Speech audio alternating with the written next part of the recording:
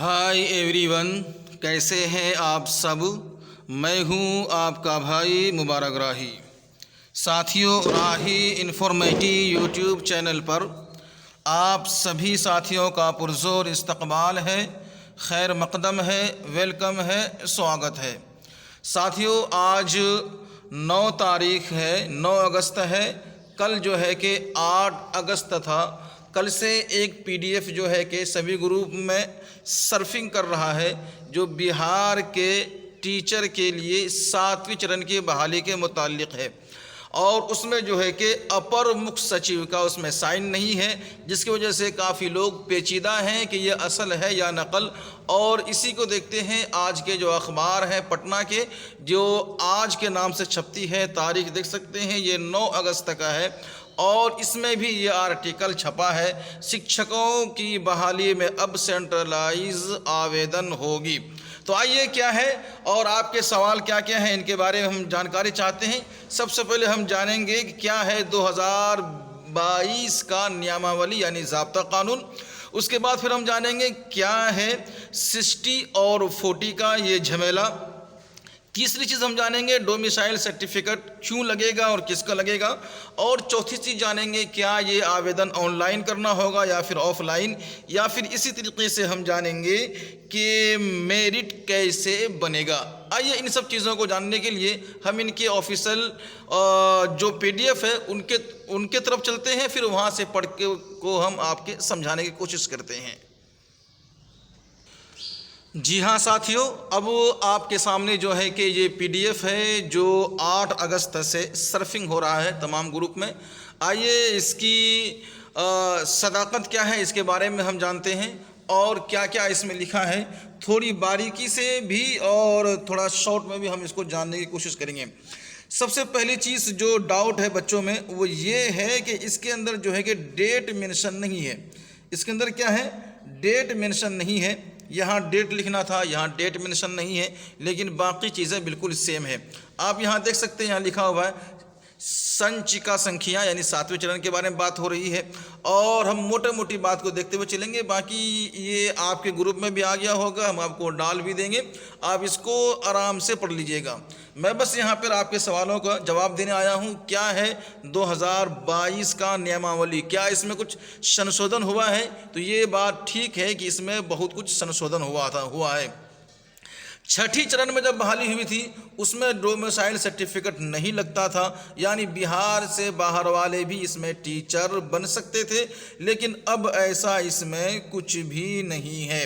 अब सिर्फ आपको डोमिसाइल सर्टिफिकेट यहाँ लगाना पड़ेगा, सिर्फ बिहार वाले ही इसमें टीचर बन सकते हैं, 1 to 5 भी और 6 to 8 भी। और याद रखिएगा इसके लिए TET TET exam, CTET exam, कोई भी प्रशिक्षण एग्ज़ाम होना ज़रूरी है, 1 to 5 के लिए भी और 6 to 8 के लिए भी। और यहाँ अगर एक चीज़ को देख लेते हैं, यहाँ लिखा हुआ है कि स्नातक में अभिप्रेरित है ये किसी मान्यता प्राप्त विश्वविद्यालय से प्रदत्त स्नातक की उपाधि या बिहार मदरसा शिक्षा बोर्ड मौलाना अब्दुल हक कबीर फासी, यानी जो आलिम वाले हैं वो भी मान्य है। फ़क़निया वाले, आलिम वाले, मौलवी वाले और आलिम वाले, इनके साथ में अगर आपने सीटेट पास कर लिया है, टेट पास कर लिया है, तो आप एलिजिबल हैं 1 to 5 के लिए भी और 6 to 8 के लिए भी। जो मुख्य रूप से है उसे मैं बताने की कोशिश करूँगा। और जो आपके सवालात हैं वो भी आपके सामने, कुछ सवालात कल से हमारे पास आ रहे हैं इसके साथ साथ ग्रुप में, तो मैं उसके जवाब अभी आपको देने की कोशिश करूँगा। सबसे पहला जवाब तो आपके पास ये है कि इसको आप ध्यान से पढ़ लीजिएगा कि आपके सब्जेक्ट में मैट्रिक में कितना नंबर होना चाहिए, और आपके इंटर में कितने नंबर होना चाहिए, और स्नातक में कितने नंबर होना चाहिए। ये सभी चीज़ें इसमें दे रखा है, और इसको तफसील से पढ़ेंगे तो बड़ा लंबा मसला हो जाएगा। याद रखिएगा जो चीज़ें मैंने भी आपको बताई थी वो यहाँ लिखिएगा। देखिए है कि परंतु जिसने एनसीटी द्वारा मान्यता प्राप्त स्थान की शिक्षा स्नातक की, इधर है, वही मतलब कर सकेगा, किंतु इस प्रकार शिक्षक के रूप में नियुक्ति व्यक्ति के प्राथमिक शिक्षा में नियुक्ति होने के 2 साल भीतर एनसीटीई द्वारा मान्यता प्राप्त में शिक्षा के 6 महीने, वही जो मतलब 6ठी चरण में हुई थी वही बात यहाँ भी है। ब्रिज कोर्स अगर आप कर लेंगे तो आपका हो जाएगा, इसमें आपकी सैलरी भी चालू रहेगी और आपका जो है कि आवश्यक भी नहीं रहेगा। ये सब बातें इसके अंदर में है। अब उर्दू वालों के लिए कल से सवाल था कि सर उर्दू का क्या होगा। देखिए यहाँ पे साफ साफ लिखा हुआ है उर्दू का 1 to 5 में उर्दू पदों पर बिहार राज्य मदरसा बोर्ड मौलाना मजहरुल हक अरबी फारसी विश्वविद्यालय पटना द्वारा मौलवी आलिम अथवा किसी मान्यता प्राप्त बोर्ड विश्वविद्यालय से उर्दू में 100 नंबर, पिछली भर्ती में शायद के 50 नंबर था, कितने 50 नंबर का उर्दू होना था। अब जो है ये संशोधन किया गया है, ये 100 नंबर की उर्दू चाहिए, प्लस शैक्षणिक योग्यता भी चाहिए, यानी कि टेट और सी टेट या फिर बी टेट भी आपके पास होना चाहिए। इसी तरीके जो बंगला वाले हैं उसके इंटर में या फिर इंटर मैट्रिक में भी 100 नंबर का बंगला होना चाहिए। ठीक है, चलिए आगे बढ़ेंगे। बाकी ये सब चीज़ें हैं, आप जब इसको पढ़ेंगे तो बहुत कुछ समझ में आपकी आ जाएगी। यहाँ भी वही बातें लिखी हुई हैं, कुछ नई नहीं है, जो पहले थी। जो चीज़ें चेंज हो चुकी मैं आपको बताऊंगा। यहाँ वो बातें लिखी हुई देखिए, केंद्र अथवा बिहार सरकार द्वारा, केंद्र के मतलब हो जाता है क्या, सी टेट है ना, और बिहार सरकार के होता है बी टेट या फिर टेट। तो आपने टेट एग्ज़ाम दिया हो या बी टेट दिया हो, वही टेट को बी टेट बोलते हैं, बिहार टेट को, ठीक है, और सी टेट को बोलते हैं केंद्र। दो में से आपको पास होना ज़रूरी है। अब क्या है ये 60 और 40 के झमेला मसला, उससे भी हम समझने की कोशिश करेंगे। यहाँ जो है कि दरभंगा वालों के लिए है कि संस्कृत शिक्षक के पदों पर कामेश्वर सिंह दरभंगा संस्कृत विश्वविद्यालय द्वारा प्रदत्त शास्त्री अथवा इसकी मान्यता दी गई है। जो लोग संस्कृत में मतलब करना चाहे वहाँ से कर सकते हैं, और ये उर्दू वाले भी सभी लोगों के लिए जो है कि ये चीज़ें हैं। एक चीज़ यहाँ है, ये 6 to 8 के हिंदी अथवा अंग्रेजी भाषा शिक्षकों के लिए स्नातक स्तर पर प्रतिष्ठा ऑनर्स आनुषंगिक सब्सिडरी विषय का रूप हिंदी अथवा अंग्रेजी विषय पाठित हो। अच्छा चलिए कोई बात नहीं, ये तो हो सकता है। आगे हाँ आगे है, यहाँ देखिए क्या है, 6 to 8 सामाजिक विज्ञान विषय के शिक्षक के लिए सामाजिक विज्ञान के विषय के लिए क्या ज़रूरी है, स्नातक स्तर पर इतिहास, भूगोल, राजनीति शास्त्र, दर्शन शास्त्र, अर्थशास्त्र, यानी राजनीति शास्त्र, दर्शन शास्त्र और अर्थशास्त्र, इसी तरह वाणिज्य, मनोविज्ञान, समाज शास्त्र, गृह विज्ञान शास्त्र में से कोई 2 विषय स्नातक स्तर पर पाठित हो। ये ऑनर्स वाले ध्यान रखिएगा, आपके ऑनर्स में इन जितने भी सब्जेक्ट यहाँ दिए हैं इनमें से कौन कौन सा आपके पास विषय है, यानी 2 होना ज़रूरी है इन सभी में से। इसकी जो मोटी मोटी चीज़ें वो आपको बता रहा हूँ, बाकी जब उसको पढ़ लेंगे तो आप समझ ही जाएंगे, समझाने की इतनी ज़रूरत इसमें होती नहीं है। ठीक है, चलिए अच्छी बात है, आगे पढ़ते हैं। और आगे जो आपसे पूछा गया है कि B.Ed D.Ed, चलिए ये रिक्तियों की आकलन क्या है वो देख लेते हैं पहले। नियुक्ति की प्रत्येक समावार जिला अंतर्गत प्रारंभिक विद्यालय में गत वर्ष के जुलाई तक, यानी अभी जो चल रही है, ठीक है, इसी जुलाई के अंत तक जो है कि ये सरकार का काम है कि जितनी भी रिक्तियां खाली हैं उनको जमा करना, उनको इकट्ठा करना, उनको एकत्रित करना, उसके बाद फिर जो है कि सीटें निकाली जाएगी। और जो 31 जुलाई के लास्ट तक जो है कि जितनी भी निकलेगी उतनी जो है कि सीटें बताई जाएगी, उसके बाद जो होगी वो भी मान ली जाएगी। चलिए अब आगे चलते हैं, यहाँ देखते हैं बिहार सरकार के अधीन सीधी नियुक्ति सामान्य प्रशासन, ये तो वही बात हो गई।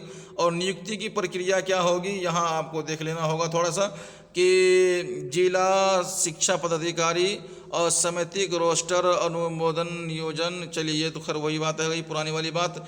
यहाँ देखते हैं, बहुत अच्छी बात, यहाँ देखिए नंबर 3 पर जो बहुत बच्चे कल सवाल कर रहे थे सर ये ऑनलाइन होगा या ऑफलाइन।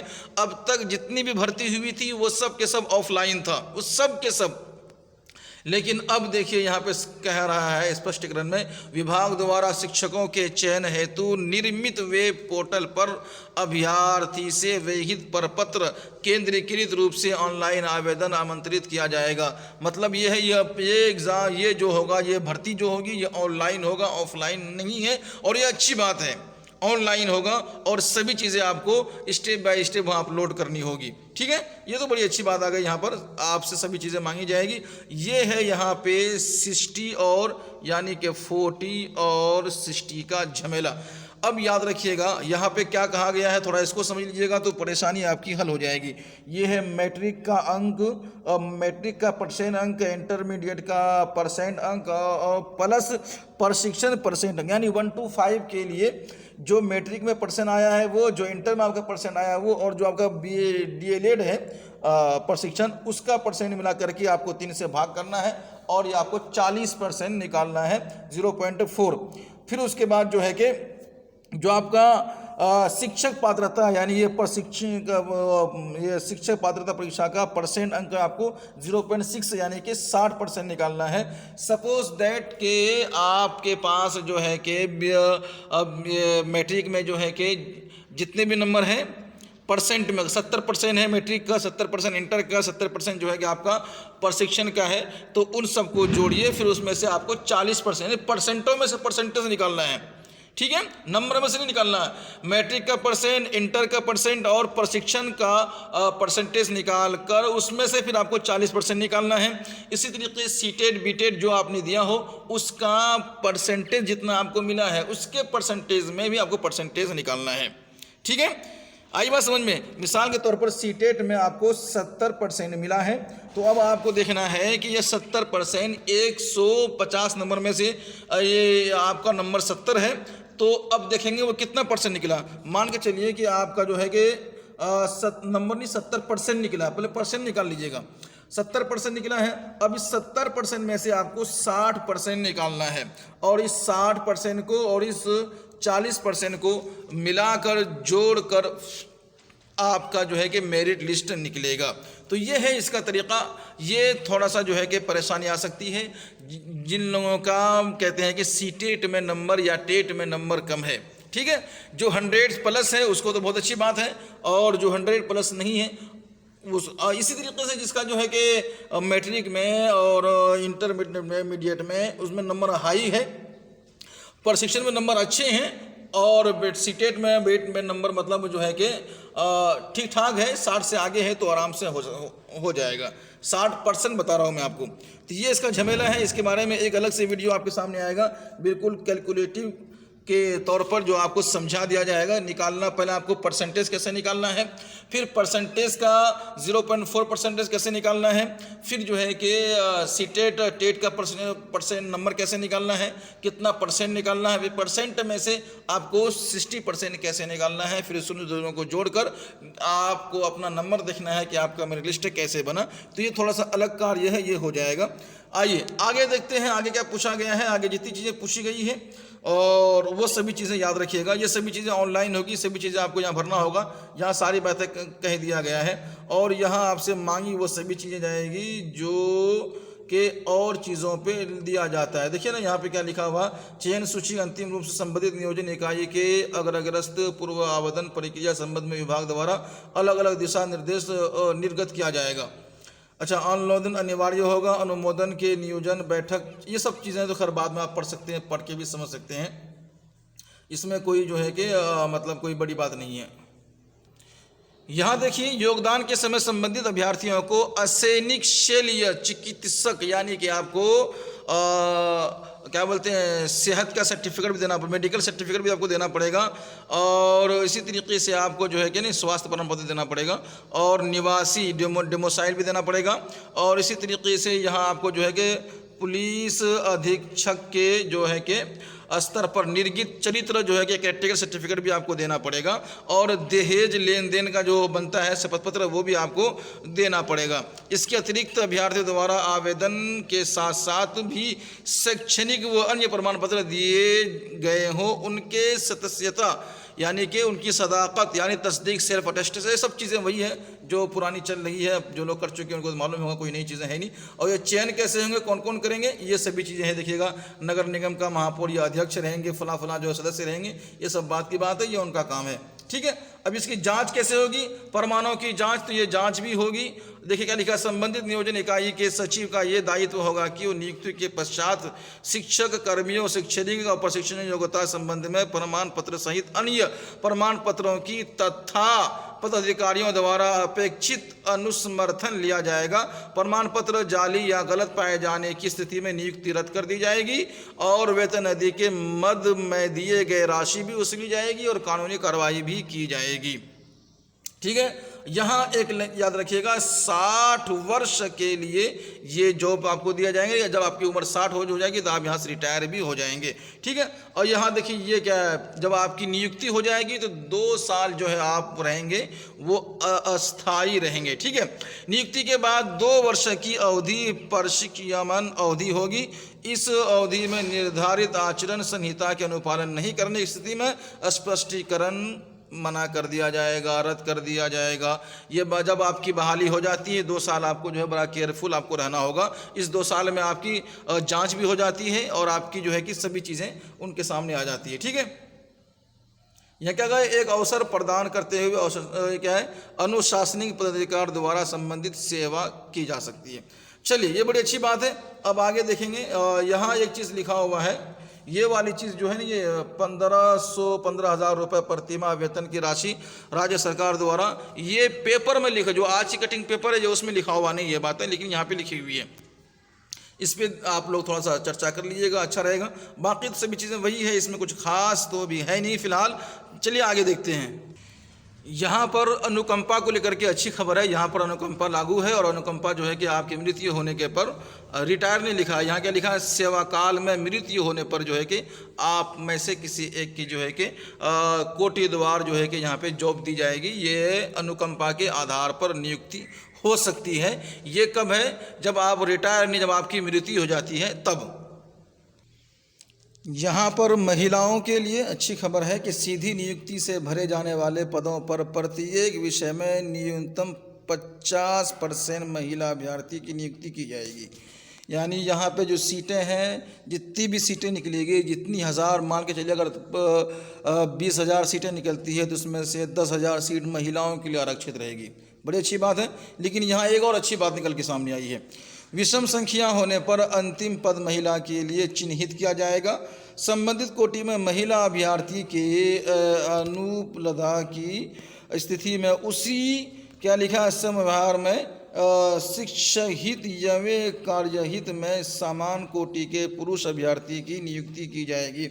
ये बड़ी अच्छी बात यहाँ पे है कि अगर महिला के लिए 50% सीट आरक्षित है, अगर उसमें 50% सीट के अंदर महिला आ गई तो ठीक है। सीट अगर खाली रह गई तो वहाँ पे फिर पुरुष की भर्ती हो जाएगी और ये सामान्य रूप से सामान्य कोटि की जनरल वालों की भर्ती होगी। तो जनरल वालों के लिए भी अच्छी खबर है और महिलाओं के लिए भी ये अच्छी खबर है। तो साथियों, ये जानकारी कैसी लगी? जो आपके सवालात थे वो हल हो गए। जाते जाते एक बात ये कि 2022 से पहले की नियमावली अलग था, अब 2022 के बाद नियमावली चेंज हो चुका है। इसमें पहली चेंजिंग ये है कि आपका बिहार का होना ज़रूरी है। दूसरी चेंजिंग ये है कि 40 और 40 का इसमें झमेला है। और तीसरी ये है कि ये ऑनलाइन होगा। और चौथा ये है कि पहले उर्दू में का 50 नंबर था, अब ये 100 नंबर मांग रहे हैं। और चौथी ये है कि मेरिट जो बनेगा वो सब ऑनलाइन ही मेरिट बनेगा और ऑनलाइन के द्वारा ही जो है कि आपका चयनित होगा। तो दीजिए साथी हमें इजाज़त, वीडियो को शेयर करें और अपने सवाल अपने कमेंट में ज़रूर बताएं। लाइक और शेयर करना बिल्कुल भी ना भूलें।